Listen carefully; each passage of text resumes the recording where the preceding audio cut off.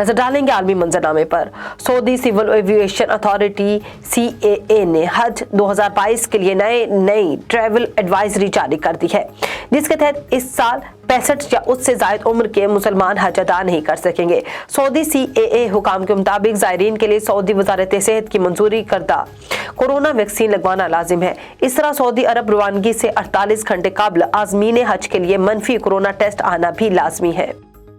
बरतानवी शहजादा Harry ने 2 बरस बाद किसी शाही तकरीब में शिरकत की। मलका एलिजाबेथ की ताजपोशी को 70 बरस मुकम्मल होने पर मुनक्कदा शाही तकरीब में शहजादा हैरी अपनी अहलिया मेगन मार्कल के हमरा शरीक हुए।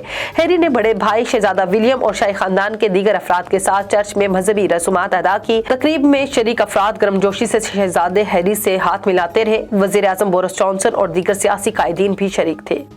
भारत को दरियाई सिंध के पानी पर कंट्रोल करके पाकिस्तान में सैलाब और कहत साली फैलानी चाहिए। भारतीय सहाफी पलकी शर्मा को इंतहाई पसंदाना ट्वीट करना महंगा पड़ गया। पलकी शर्मा ने ट्वीट की कि दरियाई सिंध का पानी पाकिस्तान के खिलाफ भारत को एक ताकतवर स्ट्रेटेजिक बढ़तरी देता है। पाकिस्तान की 80% ज़राअत इसी पानी पर इन्हिसार करती है, जिस पर इंडिया का कंट्रोल है।